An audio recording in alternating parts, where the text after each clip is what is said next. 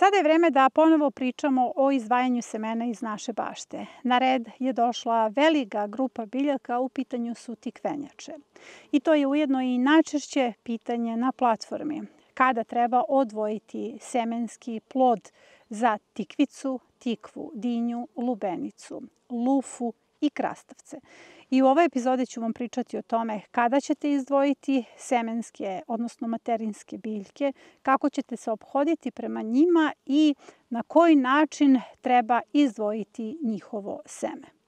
Zašto je važno da o ovome pričamo? Zato što je vrlo bitan bilans između plodova koji ćete ubrati u odnosu na ono kada treba da ostavite plod da uzmete seme, odnosno kada će vaša biljka ići u materinskom pravcu. Ono što karakteriše sve ove biljke koje pripadaju ovoj familiji je kada se razvije plod koji ide u materinskom pravcu, odnosno kada sazreva njihov plod, čitava biljka ide u tom pravcu. Vi onda nećete imati efikasnu mladu berbu. Tako da je jedna od fatalnih grešaka koju možete da pogledate u prethodnoj epizodi, koju sam navela kao fatalnu grešku kod većina početnika koji ostave prvi plod na tikvici ili na krastavcu da se razvije kao semenski plod i da uzmu seme. Nakon toga vi nećete više imati berbu sa te loze ili berbu sa tog grma. Tako da ću vam u ovoj epizodi pričati o tome kada je efikasno da ostavite plod za seme, u kom trenutku i nakon berbe koliko plodova. Da rezimiramo, u ovoj epizodi ću vam govoriti o tome kako da uzmete seme krastavca, tikvice, tikve, dinje, lubenice i lufe. Njih imam trenutno u bašti. Zapravo, hajde sada da podelimo sve ove biljke na dve grupe. Grupe koju uzgajamo zbog mlade berbe, odnosno zbog mladih plodova, i one grupe koja svakako mora da ostari, odnosno mora da ode u tom materinskom pravcu, jer jedemo sve te kulture za staru berbu. Kada govorimo o prvoj grupi koja isključivo nama u ishrani služi za mladu berbu, u pitanju su krastavci i tikvice. Iznenadit ćete se, u pitanju su i lufe koje se koriste za mladu berbu. Dakle, lufu možemo staviti u obe kategorije. U kategoriju za sunđer, ako uzgajate lufe zbog sunđera, i u kategoriju ukoliko uzgajate lufe za berbu malih tikvica. Zapravo, lufe kao mlade su za mene najukusnije tikvice.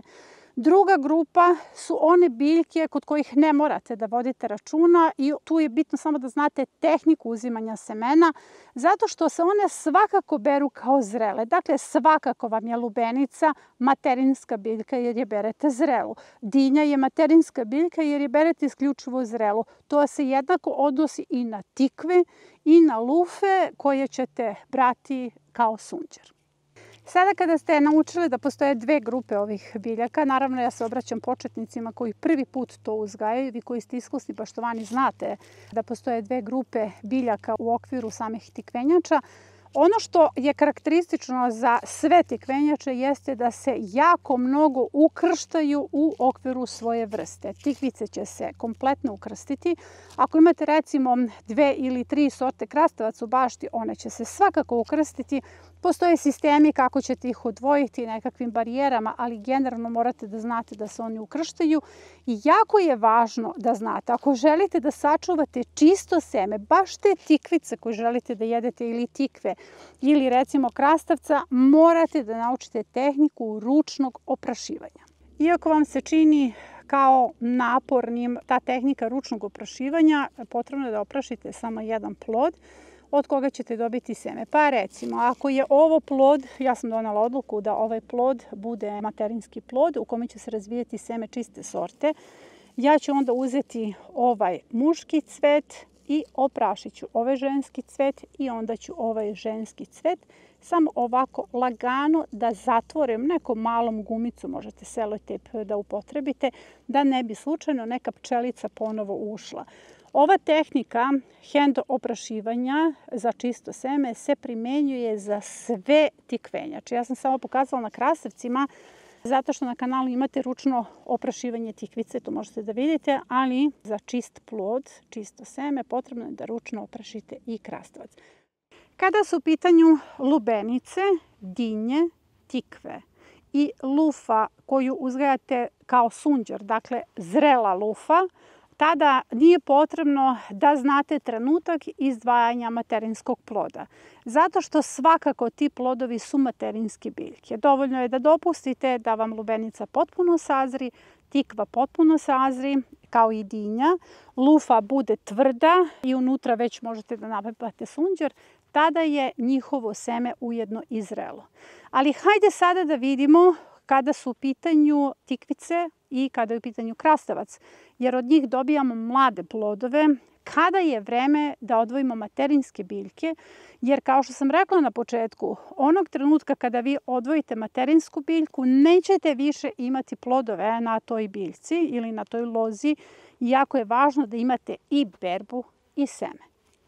Ovo je mladi plod krastavca. Što više berete mladih plodova, vaša će biljka davati više plodova. Zato što je cilj svake biljke da ostavi potomstvo. Sam plod krastavca je potencijal za onaj embrion, dakle za seme koje je embrion koje spava. Sam plod je na neki način inkubator tog embriona, što znači da će biljka svakako ostaviti potomstvo, jer njen cilj je da ostavi potomstvo. Dakle, ne nagrađuje nas plodovima, nego ide ka tome da ostavi svoje potomstvo.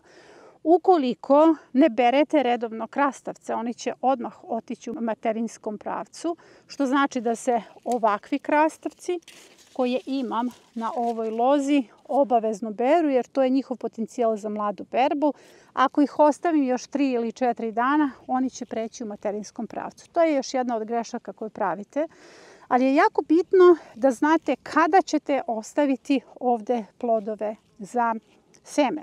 Dakle, ja želim da ostavim semavog krastavca, vrlo je otporan na grinju, pokazao se kao jako rodan, prilično izolovan, ali pored toga moram ručno da ga oprašim i sada, nakon što sam imala berbu, ja ću doneti odluku da ostavim jedan plod na ovoj lozi. Najveći bi problem bio da ostavim prvi plod, tada ne bih imala berbu na lozi.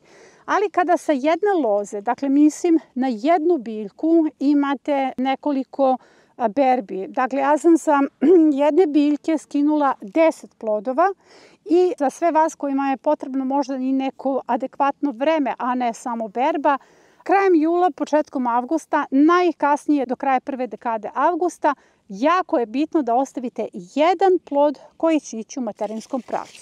Hajmo sada hipotetički da pričamo da će ovo biti taj plod. Kompletna ova loza će se sušiti, odnosno sušit će se ostali cvetovi, jer će biljka svu snagu da usmeri u razvoj ovog ploda.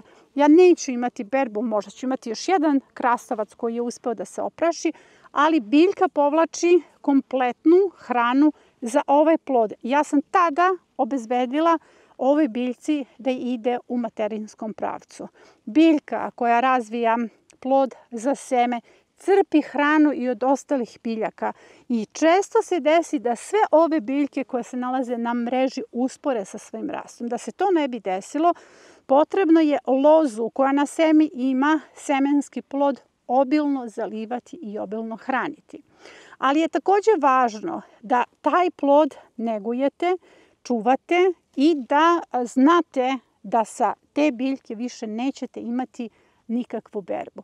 Takođe je bitno da ova biljka koja ide u seme, odnosno biljka koja je nosač ploda za seme, bude negde sa strane ili skrajnuta. Zašto? Zato što ona ostaje u bašti do prvog mraza.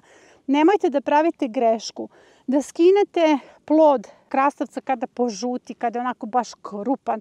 On može da se pretvori da izgleda kao jedna prava dinja.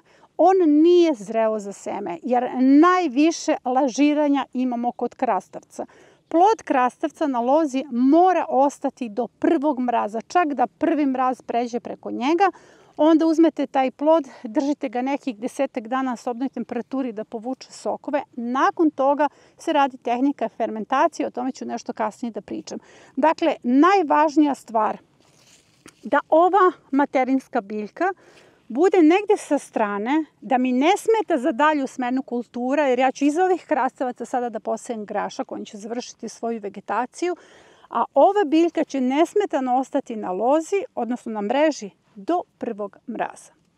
Kada je u pitanju seme tikvica, ista je situacija. Tikvice su grupa tikvenjača koja nam služi za mladu berbu. Dakle, mi nju beremo mladu u kulinarstvu, odnosno za ishranu. Naravno, možemo je brati i kao staru, a ona tad prerasta u tikvu. Ovo je semenska tikvica koju sam ostavila nakon berbe 6 plodova. 7. plod sam ostavila za seme. I ovde je jako bitno da vam je rentabilna proizvodnja u bašti, naročito ako imate malu baštu, jer vidite kompletan ovaj grm tikvice više nije dao niti jedan plod. Kompletna hrana je usmerena u materinski plod, dakle kompletna biljka je postala materinska. Ona odbacuje višak listova, što je sasvim prirodno, jer njoj više nije potrebno oprašivanje. Ona je dobila ono što je htela. Ona je dobila plod u kome će nastaviti svoje potomstvo. To su vrlo logične stvari. Ako želite da imate berbu sa tog grma, potrebno je da imate berbu, a kao što sam rekla, to je nekih 6 plodova sa, recimo, ovo je tikvica bolonjeze i nakon toga jedan grm možete da ostavite da bude materinska biljka. Položaj ovog grma je takođe važan, zato što ostale tikvice, naročito bolonjeze, završavaju svoju vegetaciju, zato što su one već dale svoj maksimum i ja ću tamo da odradim smenu kultura. Ovaj grm mora da bude negde sa strane, jer ovaj plod, kao i plod krastavaca i generalno svih tikava, ostaje u bašti do prvog mraza. Kada su u pitanju tikve duge loze ostaju u bašti do prvog mraza, a imate kratki video kada je tikva zrela. Onda kada je tikva zrela, zrelo je i njeno seme. Kada su u pitanju lubenice, takođe imate kratki, kada je lubenica zrela. Kada je lubenica zrela i u njoj je zrelo seme i možete odmah da izdvojite seme. Kada su u pitanju dinje, imate takođe kratki video kada je dinja zrela i to je mnogo jednostavno. Kada je dinja zrela, vi je berete za jelo i odvojite njeno seme. Kod ovih biljaka situacija je vrlo jednostavna. Plod koji pojedete u sebi sadrži i seme. Kada su u pitanju lufe, evo jedna je pred vama. Lufe ove sezone malo kasne, odnosno kasnije će dospeti za berbu, ali stižu na vreme, jel? One znaju kada im je vreme. Lufe možete uzgajati za mladu berbu, što vam zaista savetujem, jer u pitanju su mlade tikvice koje su ukusnije od svih tikvica koje sam ja do sad probala. Ali ako je uzgajate, dakle, kao mladu tikvicu, ubraćete sa nje 5 plodova. 6. plod ostaje za seme.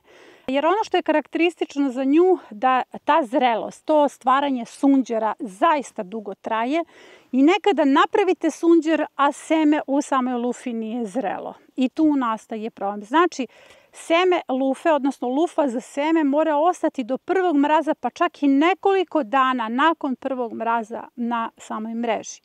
Ukoliko lufu uzgajate isključivo za sunđer, onda ćete odmah prve plodove ostaviti da se razvijaju u tom pravcu i oni će sigurno dospeti za seme, ali ista je situacija, ostavljate do prvog mraza i kada mraz nekoliko puta prođe preko njih, tada ćete da je odvojite, stavite u skladište i iz nje izvadite seme.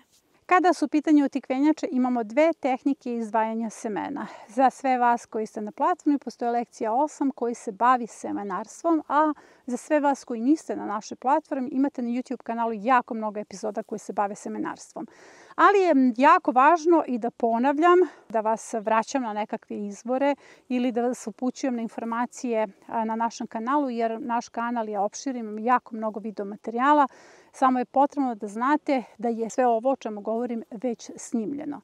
Imamo 2 načina izdvajanja semena. Prvi način je fermentacija semena, a drugi je ispiranje pa zatim sušenje semena. Pa idemo samo da razjasnimo kada se radi fermentacija semena. Fermentacijom se izdvajaju semena onih plodova koje imaju oko sebe jaku pulpu. Pa recimo tu imate krastavac. Seme krastavca ćete jako teško da izdvojite ako ne odradite fermentaciju. Kada odradite fermentaciju koja traje recimo 3 do 5 dana, pulpa sama nestaje sa tog krastavca i vi ga možete samo isprati, osušiti i spakovati. Kada je u pitanju ispiranje semena se radi recimo kod tikava, nema potrebe da se radi fermentacija, zatim dinje, lubenice. Dinje uglavnom nema potrebe da se radi fermentacija jer njihova pulpa se lako skida. Tikvice, samo ispiranje i sušenje. Dakle, fermentacija, kada govorimo o ovoj grupi o kojoj danas govorim, se radi samo na semenima krastavca, a kada je u pitanju lufa, najlakše se istrese. Svi vi koji ste proizveli sunđer, znate da kada izrežete lufu, samo malo lupkate po njoj i izlaze semena koja ne moraju ni da se ispiraju i ona su u principu suva. Sada, kada ste došli do ispiranja i sušenja semena, kada osušite to seme, obavezno ide 24 časa u zamrzivač. Zašto je važno da ova semena, odnosno sva semena iz vaše bašte, idu u zamrzivač? Pre svega zbog moljca. Neka semena su u zamrzivaču zbog stratifikacije, ali ova grupa semena mora da ide u zamrzivač zbog moljca. Nemojte da vas iznenadi da kada recimo osušite ovo seme pa spakujete ga u neku kesicu ili teglu, za mesec dana vidite kako je čitava tegla puna nekakvih leptirića, zato što su se moljci izlegli. Vrlo često sami moljci, onda kada sušimo seme, polože svoje jaja, mi toga nismo svesni, pa onda spakujemo to seme. Ako stavite seme 24 časa u zamrzivač, to je bezbedno. Pokrenuli smo nedeljnik kao tim kako bismo tu mogli da vam iznesemo sve one teme koje ne stižete da pogledate tokom nedelje. Mi smo vrlo efikasni. Cilj je oplanećivanje, cilj je da se razvije ekološka svest kod većeg broja ljudi. Ali takođe svi razumemo da ste zauzeti, da ne možete da pogledate svaku epizodu ili svaki videoklip koji izbacujemo. Zato o svemu tome pišem u nedeljniku i u nedeljniku pišem zapravo svim onim važnim temama koje ne biste trebali da propustite. Tako ću i o ovoj temi da pišem u nedeljniku broj 42. Tako da za sve vas koji volite i da čitate i da sačuvate to što je napisano, možete da to pogledate u nedeljniku. Podsjećam vas da je nedeljnik potpuno besplatan i da dolazi jednom nedeljno na vašu email adresu i to ponedeljkom u 10 časova. Ako se niste prijavili, link za prijavu biće postavljen u komentaru ispod ove epizode.